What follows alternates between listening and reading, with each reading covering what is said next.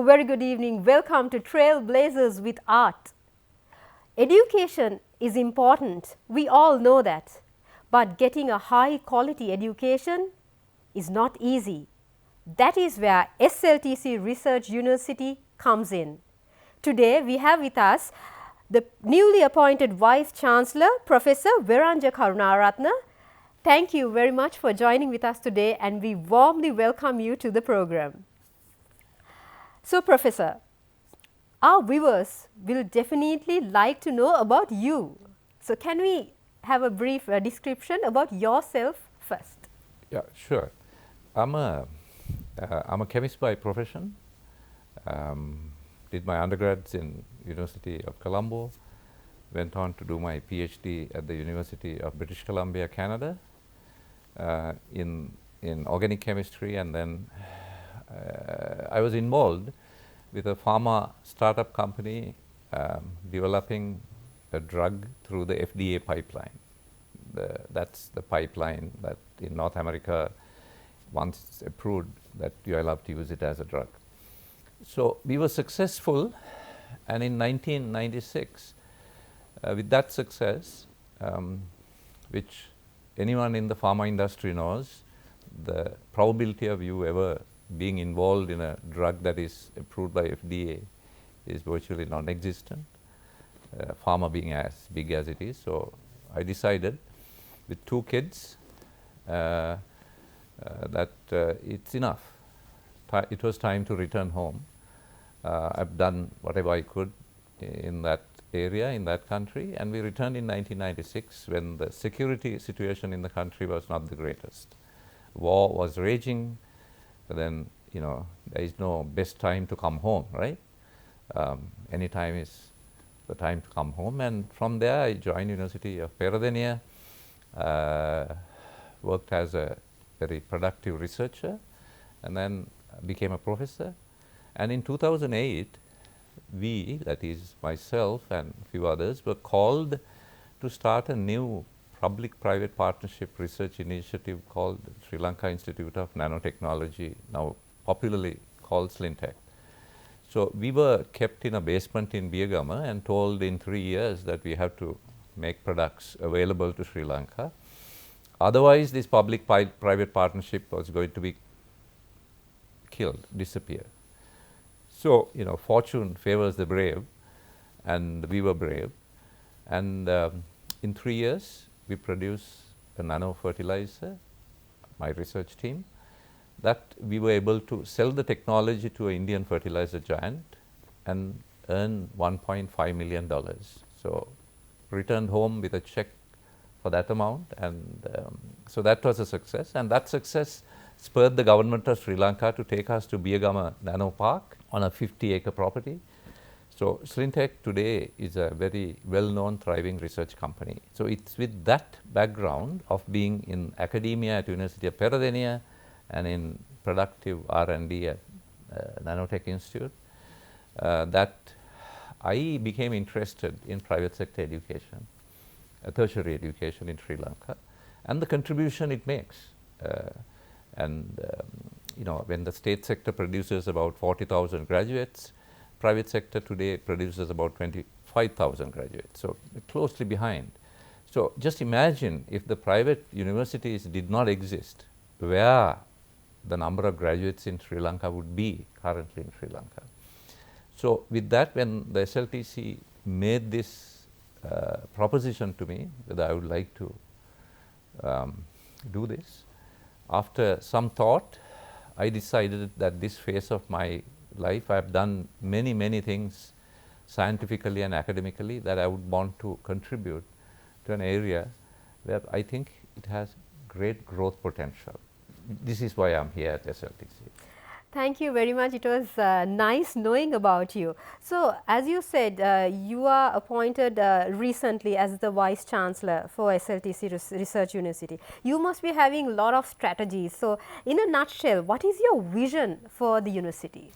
Now, SLTC has a tagline called Research University, and I'm a strong believer that if you have a tagline to anything that you are involved with, you must become that tagline. So our biggest challenge now is to become truly realize our full potential as a research university. So this we start, this is I think, I hope, as being a researcher all my life, that I have a role to contribute to this, is to make, think differently in how we deliver our undergraduate education, look for innovative ways to produce graduates to a very complex job market. And we do this by teaching them research and innovation at the undergraduate level itself, so that that allows them to stretch their minds to the limits of knowledge. And with that, we hope to produce amazingly skilled engineers, IT professionals, business entrepreneurs, technologists, agriculturalists, who will find gainful employment because they have known research and its importance to their future careers. That, I hope, is something that I can bring to SLTC. Like you said, Professor, yes, it's true. If we have a tagline, we should definitely stick to the tagline and we should make that a success. So, Professor, now this is a research university. What is exactly a research university and how SLTC is different from other universities? Well, I think by calling ourselves a research university, it means that our underlying theme should always be research. And in fact, if you look at undergraduates and what they learn in the classroom, that material, textbooks, are a result of research that have been carried out many decades before, and now it has entered the domain of textbooks. And we should be research focused, we should be research intensive, we should get our final year students to do research, publish their work, and we should have postgraduate students within the campus who do masters and PhDs, and academic staff who are avid publishers of this research. In fact, I'm quite happy to say, in the current webometric rankings of Sri Lankan universities, SLTC now ranks third among the private sector universities. So this high status of being number 3 in the private sector was achieved mostly because our academic staff has been engaged in research, and that they have published high cited publications, which has added to our stature. And any student, any parent who think of enrolling their kids at SLTC ought to give consideration to the fact that SLTC today is a high ranked university, almost as highly ranked as state universities. Professor, what are the latest thinking of the relevance of the 4-year degree? Actually, globally, there is a lot of conversation and debate as to the need of a 4-year degree, because the thinking behind that idea is that maybe in the first 2 years, that knowledge is either available on the internet, or the student is already aware of it because of the rapid advances to the syllabuses up until grade 12. So there is a suggestion that in the future, in the next 15 years or 20 years, undergraduate programs might just be 2 years. This thinking has been accelerated partly because of the incoming artificial intelligence revolution, where if a person entering the job market has to change jobs 5-6 times during a working life cycle, what's the point in wasting extra 2 years doing an undergraduate degree? All right. Now, there is a trend that students after O-levels, most of the students, they don't do A-levels, they straight go for a degree program. So, does your university offer this facility? We do. Actually, it's called a foundation program of 1 year duration after O-levels. We give students a background in math, physics and biology and chemistry, and bring the student up to the A-level qualification. Now, unfortunately, although this program is on offer at SLTC, the UGC, the University Grants Commission, does not allow students who have obtain a foundation program to enter regular programs approved by the government. Now, any private university, many parents know, offers foreign degrees as well as local degrees. So, the only avenue for these students who do the foundation program currently is to get into a foreign degree that we at SLTC offer. We have various partnerships with Deakin University, RMIT in Australia, John Moore University in the UK, and so on. So, they can get into any one of those programs after the foundation year, but however, they are not allowed to enter regular programs without a A-level qualification, which is the 3 passes, minimum 3 passes that are required. So, for students who have done their O-levels this year in 2023, this piece of information is so important. Hope you all heard that. What impact has SLTC had on our education system? Now, I think we briefly alluded in general the private sector university education has done to Sri Lanka, its surveys. And I think what it has done is SLTC, being a private university, has contributed in terms of providing talent to the private sector, mostly in Sri Lanka. And as you know, private sector is of the mindset that the state university graduates come from campuses where there is student unrest and ragging, we all know that. And the private sector doesn't want to invest money in those recruitments. So, as a result, we have contributed to, SLTC has contributed to the country by producing graduates who are basically 95% employable within 3 months after graduation. So, that's a great achievement I think SLTC has achieved. Definitely, yes. We heard a lot and there is a lot more to be learned and to be discussed. So, we will be right back after this short commercial break.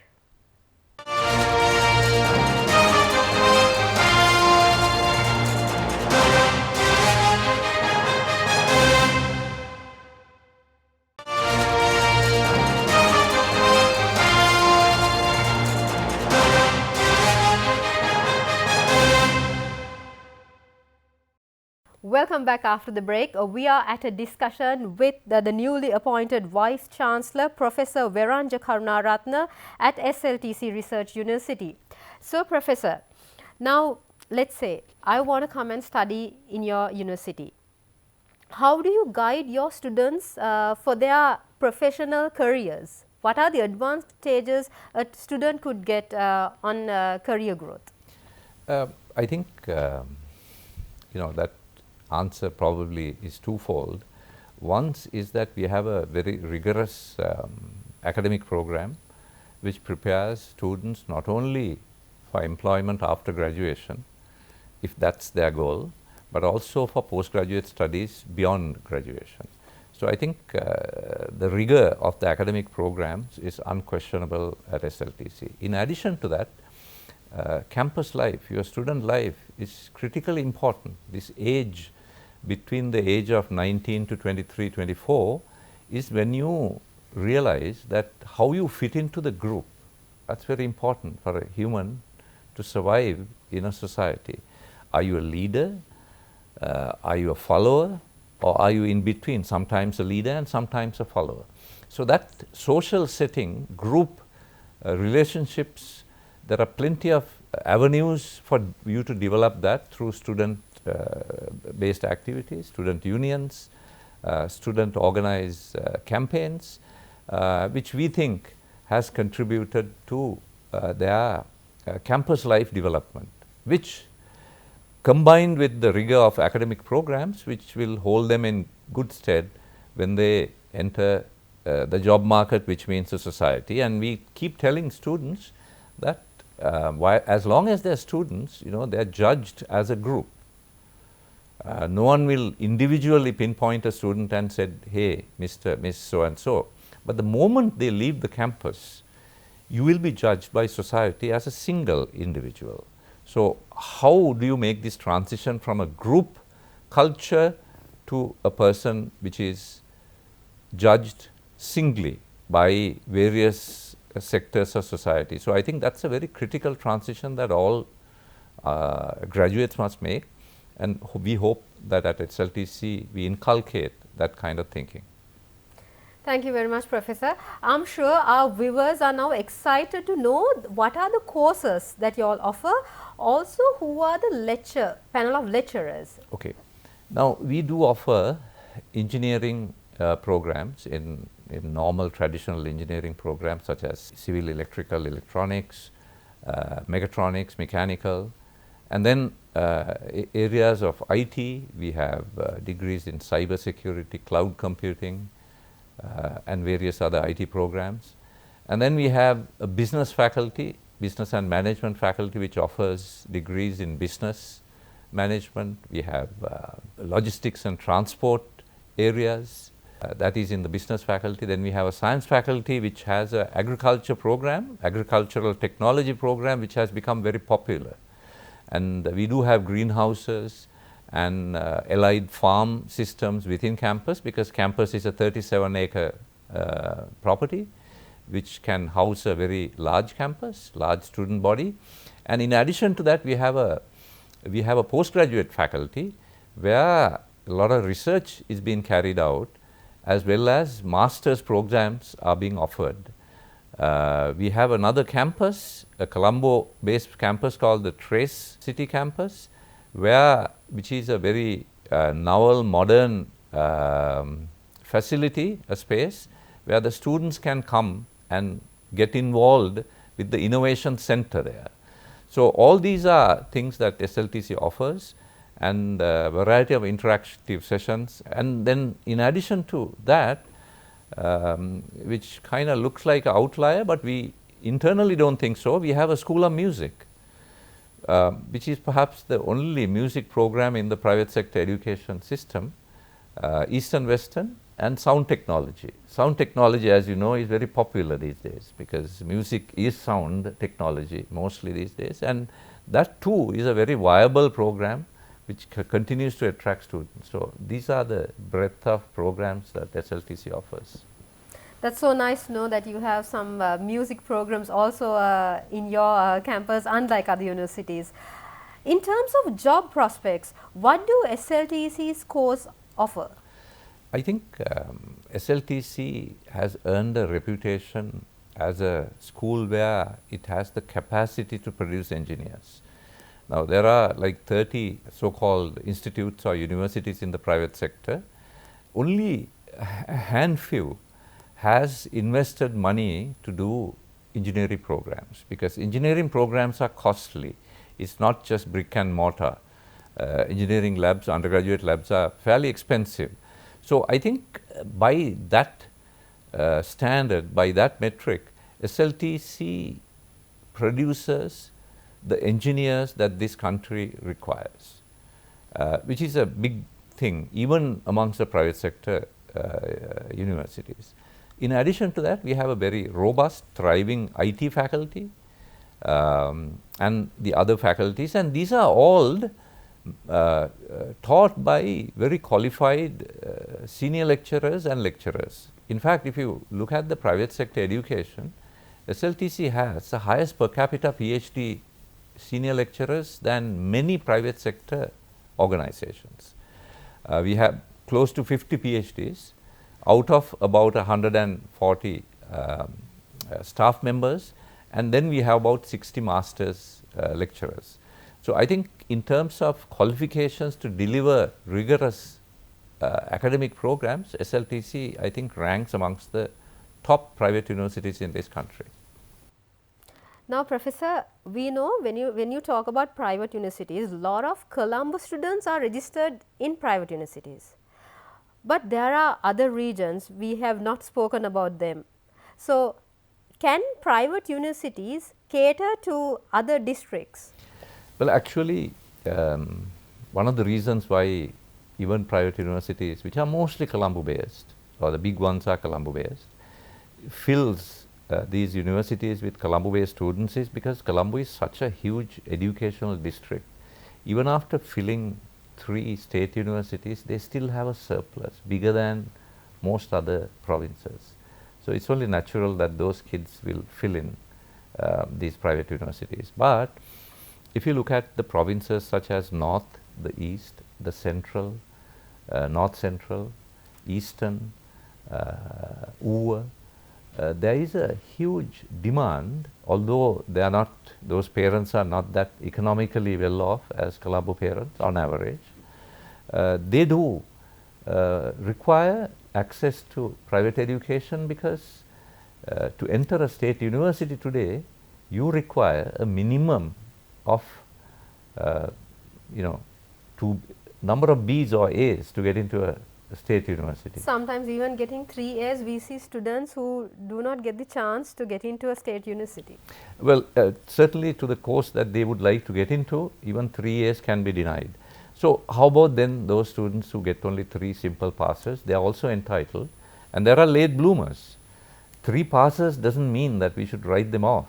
There are lots of late bloomers that we know, and they should be given an opportunity to contribute to the national economy. At the end of the day, an educated workforce is required to develop a country, and Sri Lanka is no exception.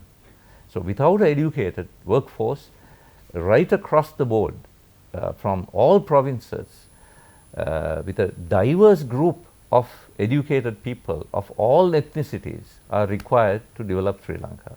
And the more educated workforce, the more diverse they are, better it is for the country. It was nice talking to you. We learnt a lot and we heard a lot. But before the conclusion, want to know what is your outlook for the future and what is your message to the youth of Sri Lanka? As you know, as a race, as a human race, we have come to a juncture where for the first time in the history of humanity, we are unable to predict even a future into the next 20 years because of the emerging artificial intelligence and its impact on the job market mostly. And the job market, and of course, without change, no progress is ever possible, and we understand that. However, the graduates who enter the job market today in their mid, let's say, 20s, during their working life cycle, they will change jobs many times because the job that they did previously would have become defunct, and then they have to retrain themselves and take on another job. And this will continue several cycles before they retire. So in this challenging future scenario, I think we at SLTC would like to inculcate this changing dynamic to the students. It's interesting and exciting because there is change in the air, but at the same time, it can be confusing, overwhelming, and complicated. So, I guess you cannot have one without the other. And what my message to students entering the job market in the next few years is be resilient. In the midst of all this, you got to create a mindset where you are confident to enter a job market with all these uncertainties, and you must continue to tell yourself that you are willing and able to and willing to take the challenge of facing this complicated job market and to prepare yourself for it. That's my main advice that I would give any graduate entering the job market in the next few years. Amidst your busy work schedule, thank you so much for making time to join with us today, and I wish you best of luck in your future endeavors. And to all our viewers, if your child needs higher education, you know where to go. It's SLTC Research University. Have a great weekend. Good night.